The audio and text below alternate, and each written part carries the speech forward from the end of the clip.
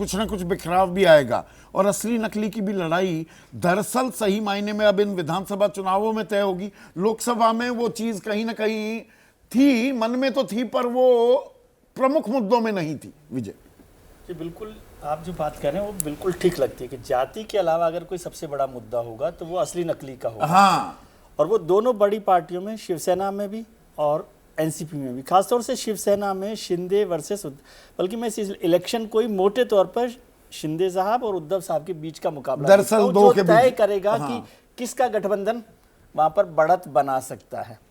उद्धव ठाकरे के लिए क्या इमोशनल कार्ड इतना ताकतवर बन सकता है कि गद्दारी की भी बात हो रही है ना, गद्दार कौन है? गद्दार कौन है? हाँ, तो गद्दार तो वो शिंदे साहब को ही बना रहे हैं, क्योंकि बाला साहब ठाकरे के लिए नहीं है।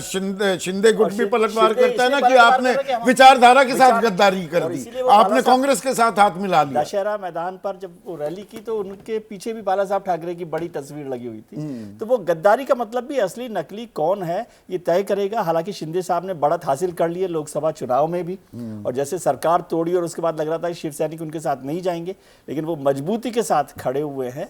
तो मोटे तौर पे महाविकास अघाड़ी या जो महायुति है, इसमें से किसकी सरकार बनेगी उसमें तो मतलब एकनाथ शिंदे और उद्धव ठाकरे में तो कांटे की टक्कर है, और चाचा भतीजे में टक्कर क्या कहती है? चाचा भतीजे में भी टक्कर तो भाई वो पुश तो चाहिए ना, दोनों को 50-55 सीटें लड़ने के लिए मिलेंगी, दोनों को उतनी सीटें मिल रही हैं। पर वो उनमें से स्ट्राइक रेट किसका क्या रहता है? स्ट्राइक रेट के लिए अजीत पवार साहब ने कुछ इंतजाम किया है अभी। एक तो जो उनके वोट थे उसमें उन्होंने कहा 10% सीट्स माइनॉरिटी को देंगे। फिर जो मदरसा को लेकर टीचर्स का जो इजाफा किया गया सैलरीज में 6,000 से 16,000 और 8,000 से 18,000 रुपए, और मौलाना आज़ाद फंड में जो 300 करोड़ का बढ़ाया है। ये लास्ट मिनट पर ऐसे करने से वोट बैंक में सेंधमारी हो जाती है? वोट बैंक में सेंधमारी नहीं होती। वोट बैंक जो है वो छिटकता नहीं है, सेंधमारी नहीं होती, लेकिन जो आपके साथ थे वो इधर खिसक सकते थे।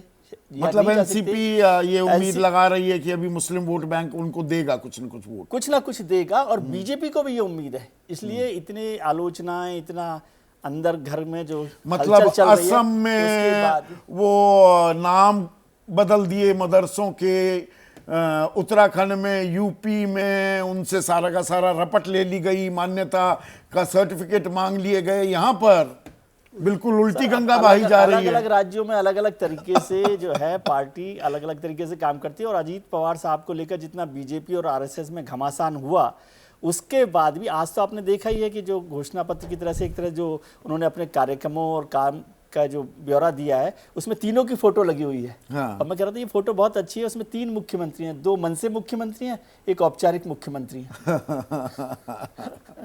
और अब भारतीय जनता, ये महायुति में एक बात साफ हो गई कि शिंदे साहब के नेतृत्व में ही पार्टी चुनाव लड़ेगी। ये साफ है, इसमें कोई कंफ्यूजन अब नहीं है। भले ही चुनाव के बाद नतीजों में किस तरह से बदलाव हो सकता है, नहीं हो सकता, लेकिन चुनाव में पर तैयारी भी